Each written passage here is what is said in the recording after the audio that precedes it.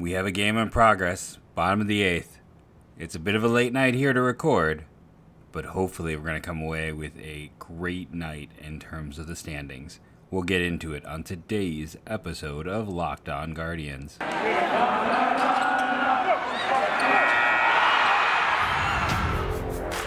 You are Locked On Guardians, your daily podcast on the Cleveland Guardians, part of the Locked On Podcast Network, your team every day.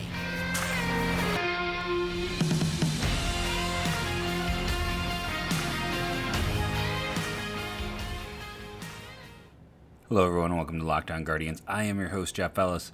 I want to thank you for making Locked On Guardians your first listen today every day, wherever it is you get podcasts. As for myself, I've had nearly 800 of these episodes.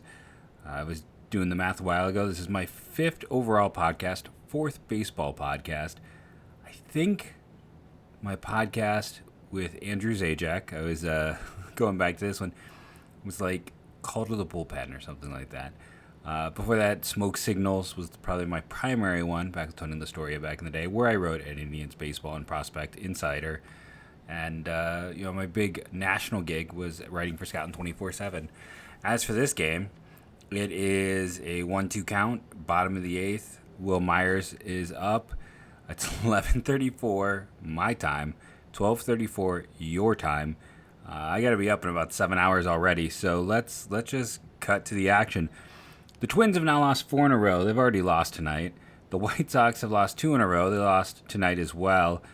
So sitting right now, in terms of the baseball, my co-host is upset because it's late and I'm talking and not sleeping, as he is. Cleveland is up 2.5 right now on the Twins because they say hi. Get on mic, Nacho. Tell everyone what you want to tell them. Okay, 2.5 with the Twins, and 3.5 back for the White Sox. Twins have Houston right now, rough matchup. White Sox have Baltimore, which is frankly a rough matchup. When you look at it, Baltimore is 2 back in the wild card. The wild card is right now Tampa and Toronto. And, I mean, it's kind of crazy looking at the American League East. It's Boston under 500. Remember when Boston took like 3 games from Cleveland back when they looked like a playoff team? Feels like ages ago. And I'm sure if you're a Red Sox fan, it really feels like ages ago. So let's just quickly talk about, I want to readjust this. I feel like I'm getting not as great sound of late, so I want to get back to the whole fun of like trying to position everything in a way that makes sense, but also where the mic's not going to be falling down all the time. I want to go back to, it's the 8th to 7th inning when Cleveland got the 3rd run. I thought that inning was a perfect encapsulation of so many, Cleveland moments this year and just things with this team. So Miles Straw should have had a hit. Like, he hit a slow roller. He's got speed. Kim, the shortstop, makes a ridiculous play. Turning, spinning, throwing. I mean, Gimenez also Gimenez saved a run in this game and hit a home run. We'll get into that. So Straw is out. Kwan works a count. Some questionable calls in there. Maybe he should have struck out. Gets the walk. Then Rosario check swings almost and gets a single. It's one of those things where, like, Rosario's most of the time is going to result in an out. Straw's most of the time is going to result in a hit. Didn't work for either of them. And then Jose Ramirez comes through being captain clutch. And unfortunately, just too aggressive on the base pads. You hate to see yourself run out of an inning when you have 2 base runners on. Keep the pressure. It's only a 3-1 game. Until that inning, I believe they'd only had 2 hits in this game overall. It's not exactly like the offense has been churning and just dominating in this game. No. Not the case. I accidentally must have turned on the MLB TV on this thing. I'm surprised it's letting me do streams on 2 screens. Not what I wanted to do. Let me close that one out. But yeah, it's they're looking... fingers crossed. It's 2 outs, runner on first, 2 strikes on Kim, who has been a middling bat, so you're hoping he'll get out of this. It certainly seems like it's going to be 99 in the 7th, Stefan in the 8th, and see what total jinx there, right? Totally jinx that. And then Clase in the 9th, and you just got to get to the 9th here. You just got to get to the 9th because Clase has been... unhittable. Now, also watching this game, isn't it? Does anyone else feel like every team's got about 4 guys who throw 100? Like, is 100 starting to become passe? Let me know what you think on that. Hitting 100 miles an hour, not that big of a deal anymore. So many guys are doing it. Here comes Carl Willis to the mound. I wonder if there's any temptation to go to Class A for 4 instead of 3. You got the leading run coming to the plate in this situation. I realize I really haven't talked about the show. The other reason advancing that base runner, Grisham has a good arm. Like, you have to have the reports to don't run in that situation. How much nicer would one more run look right now? Then again, with the way the offense has performed, they had the 2 solo shots, and then the 8th, Rosario and Ramirez, where there was hits number 3 and 4. So it's not like they were, again, offensively lighting the world on fire. Let's stick to the basics. We'll take our first commercial break. We'll come back, break down the box score as we always do, and then talk about the game. And in segment 3, I think it's time to look at the Juan Soto trade, because from what I had heard, that Soto deal was very similar to a nearly consummated Jose Ramirez transaction before the extension occurred. So we're going to talk about that in segment 3. Segment 2 is diving into the box score, hopefully a win here. And but first, an important commercial break. You're hanging out with some friends, putting back a few drinks, and a few drinks becomes too many. As the evening comes to an end and people start to head out, you think of calling for a ride. Nah, you live nearby. You can make it okay. It's no big deal. What are the odds you get pulled over anyway? Even so, what's the worst thing that happened? Your insurance goes up. You lose your license. You lose your job. You total your car. You kill someone. Everyone knows about the risks of drunk driving. The results are tragic and often deadly. However, that still doesn't stop everyone from getting behind the wheel while under the influence. That's why police officers are out there right now looking for impaired drivers on our roads to save lives. So if you think you're okay to drive after a few drinks, think again. Play it safe, plan ahead, get a ride. It only takes one mistake to change your life or someone else's forever. Drive sober or get pulled over. So as I'm watching the game, you got the 0-2 count, and they're lucky that pitch there did not sail. I am a big believer in Trevor Stephan. I think he has earned this role. But yeah, that pitch there nearly sailed on him. That could have been a big concern. You got Grisham up. I mean, you got to take care of business right here. This is a situation where you have to take care of business. And he gets some strikeouts swinging. He has earned this role. His ERA, flawed stat, right? 2.44. He misses bats. He doesn't walk a lot of guys. And look at that pen. Nick Sandlin, who comes in this game, 1 1/3 of an inning, 2 strikeouts. Sandlin has been, I don't know what happened to Sandlin in '99 when they were in AAA together, but they got recalled about the same time, and they've both been nails. Karinchak goes the 1 inning, has the 1 hit, the 1 walk, man, just 2 strikeouts. It got a little hairy for him as well.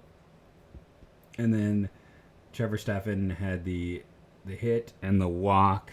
It just took away the 3rd out in the game day stream. It didn't take it away here, I don't believe. Curious about that, but he struck out 3 batters in his inning. So the bullpen doing their job. As for Aaron Zavala, 4 2/3, 4 hits, 1 earned run, 4 strikeouts, 2 walks. You will take that. I mean, you wouldn't necessarily take it every time because you'd like him to go deeper. In that 5th inning, unfortunately, just pulling it up here, there was, an on-field delay. You get the double, then the ground out, then the single. I forgot that is also the inning where Brandon Drury threw his stink fit, right? Or was it before that, and then they had to replace him? Either way, that's when Jorge Alfaro comes in. At that point in time, you have 2 outs. I wasn't watching that inning. I had a bunch of things going on, but it's a bit of an interesting situation. As for the lineup today, we talked about the addition of Richie Palacios. He was the starting DH over someone like Will Benson. Rough night, over 3 strikeouts. The team only has 5 strikeouts, 3 by Palacios, 2 by Hedges. I'm sorry, there's 6. So, and Rosario has 1, but still, very much 2 guys hitting 7 and 8 with all of the strikeouts right there. To continue on, who's reached base twice in this one? Well, considering the fact that they managed 2 walks and 4 hits, you might not be surprised that it's just Ahmed, who you might be surprised has one of the 2 walks, just because we know that's one of the changes with him this year. He is walking significantly more than he has throughout his career. Significantly may not be the right word, but he is walking more than he had. So he has reached base twice. The other walk went to Stephen Kwan. Your hits to Jose, Gimenez, and Oscar Gonzalez. Gonzalez and Gimenez had solo shots to give them that 2-1 lead, 2-0 lead at one point in time. If we're doing, again, it's the game isn't over. Just doing the box score, calculus of it all. 4 hits by Cleveland with the 1 walk, but they did also have 3 errors by San Diego. So you look at that, 3 errors, 4 hits, the walk. That's 9 opportunities. That averages out to, well, we've said about 3 runs. Hey, they have 3 right now. The other side, San Diego has 6 hits and 4 walks. That's 10 opportunities right there. And a hit batter. That's 11 opportunities. That should be close to 4 runs. That should be 3 with a decent chance at 4. They just haven't taken care of it. They've got 1 run. Cleveland switching staff, like I said, both 99 and Stefan got in trouble, had multiple base runners on, and were able to pitch their way out of it. The other side of things is, while Cleveland has 6 strikeouts, the Padres have 11. 11 strikeouts, which is the sure way to end any good feeling you have going on. Just that's how you get out of innings, is not putting the ball in play without surrendering or anything. I mean, Gresham, golden sombrero night for him.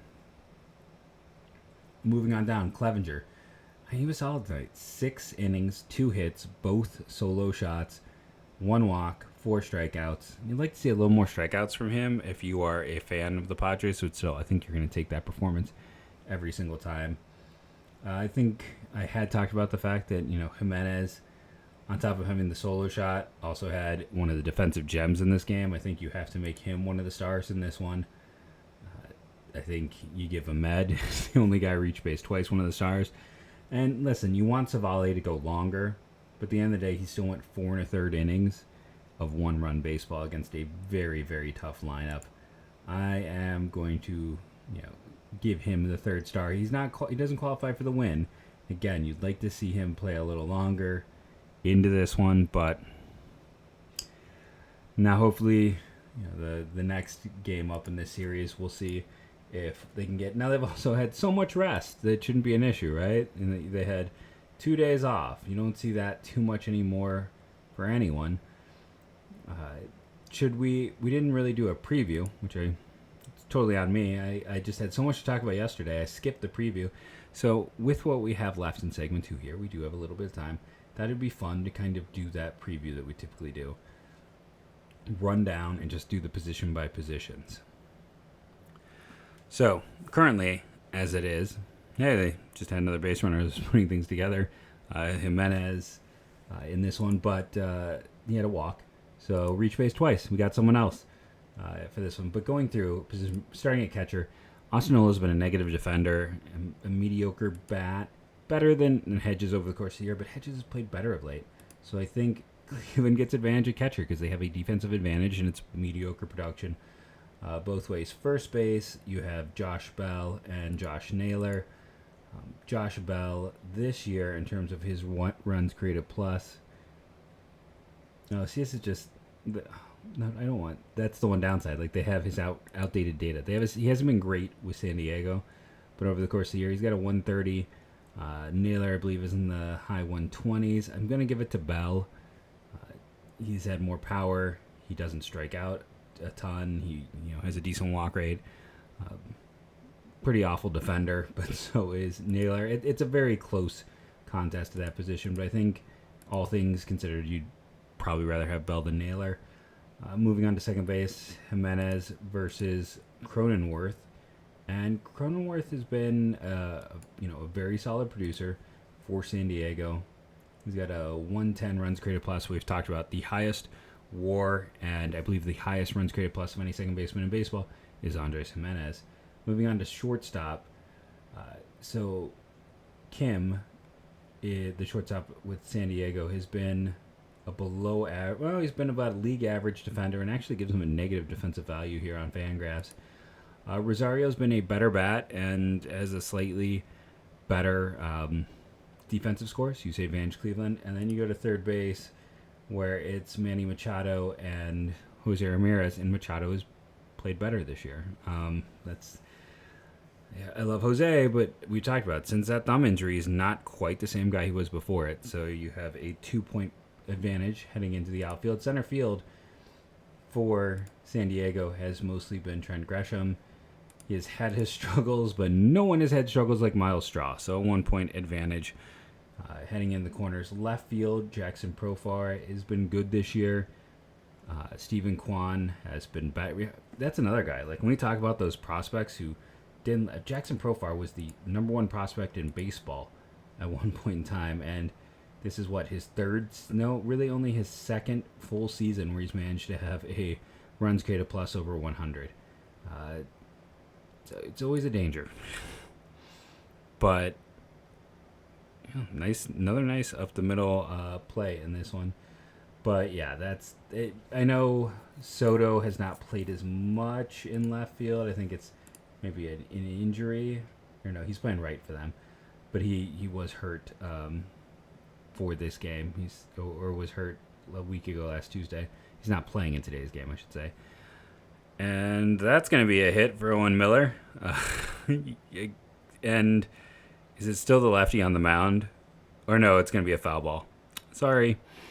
It'd be like if it's a lefty on the mound, that's a surprise that he got the hit because he's been really ineffective against lefties. Right field Soto versus Oscar Gonzalez. That's going to go advantage San Diego. So Cleveland has, and then we got to do DHs. They went out and traded for Drury. They also have Vogt, and for Cleveland, DH has been tonight. It's Palacios. It's been Benson. It's really not been Owen Miller. It ends up being, maybe interestingly enough, a split for these offenses. Even with everything San Diego has added, it's pretty much you go through the 9 positions in DH, it's a split. Bullpen is going to be advantage Cleveland just because we saw that 7, 8, 9 is there. And don't get me wrong, Luis Garcia, Nick Martinez, who they signed to be a starter, has actually been pretty effective in the move to the pen. Morjan, they have a lot of solid pieces. They don't have the high end that Cleveland has. Starters, I would have given them an advantage in today's game, and I would give them the advantage in tomorrow's game. So, 2 evenly matched up teams is how we would view this. We're going to take a break, come back, and talk about the Soto deal as it reflects onto the Jose Ramirez deal, and hopefully also wrap this game up. And our next fantastic sponsor are our good friends over at BetOnline. And I say good friends because they are our second longest sponsor of Locked On Guardians. I know not everyone is into the sports betting, but if it's your thing, and let's be honest, it is exploding. It is the next big thing in sport. BetOnline it's where I go to for additional data.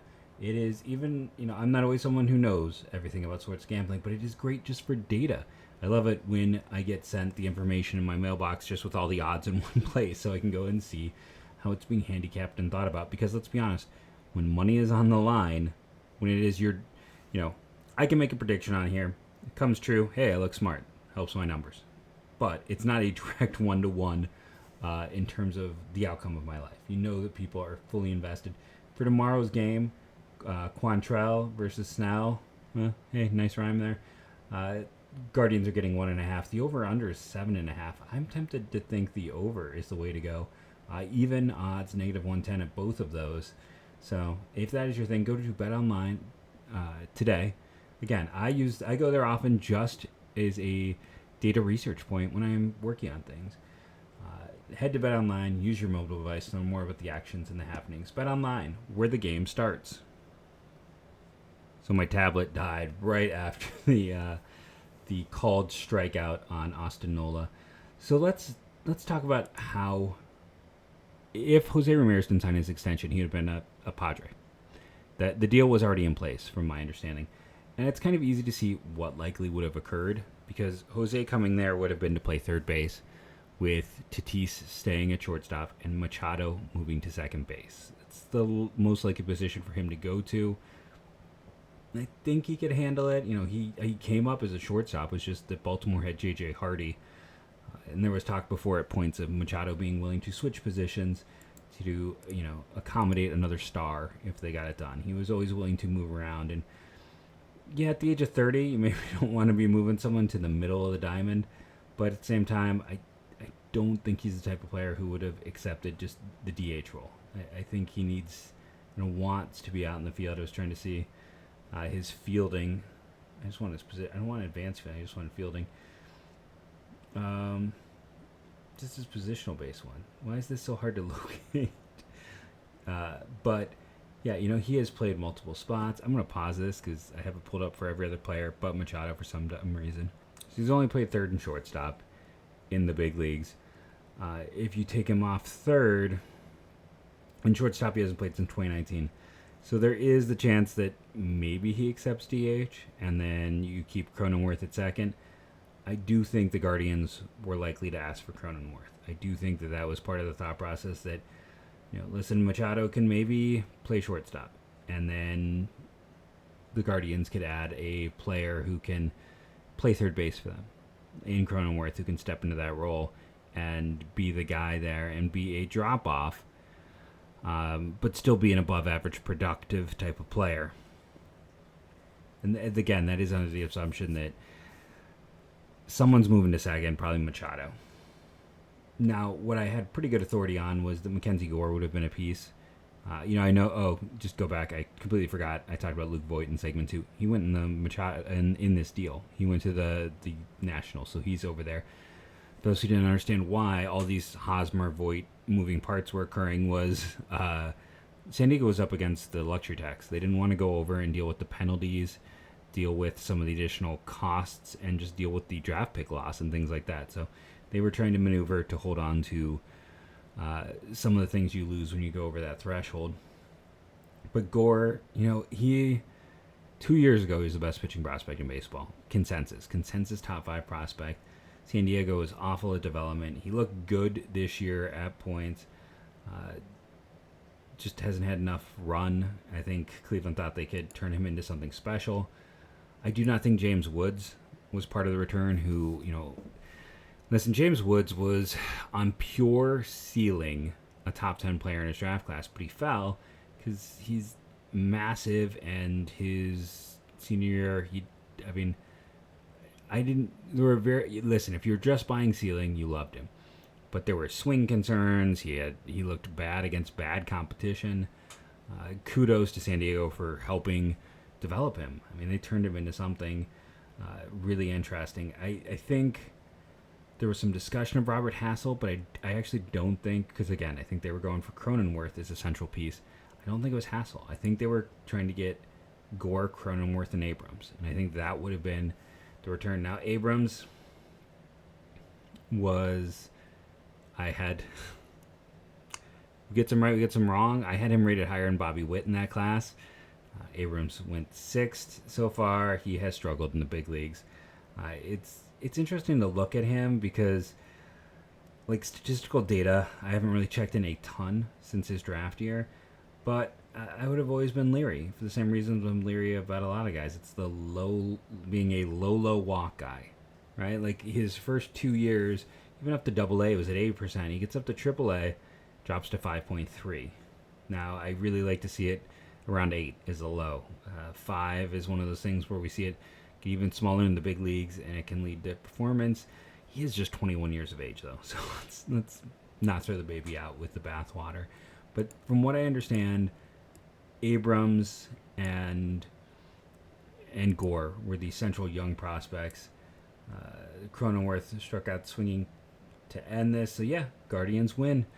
It's official. We're talking about guys that they liked. But yeah, I think they were hoping to get Cronenworth as a replacement. Get Gore, you could fast track into your rotation with a few, not easy fixes, but I think they knew what to work with him. And then Abrams is another slick up the middle athlete, to go with a never-ending stream of them, and then the thought process also being if they had a chance to, to go out and add someone special, like they were honestly in on Matt Olson. There's a decent chance that if Freddie Freeman doesn't sign with the Dodgers, if there isn't the whole debacle that occurs, Olson might have ended up in Cleveland. Now, it would have been a very costly package, but it could have very easily happened. That was a legitimate chase.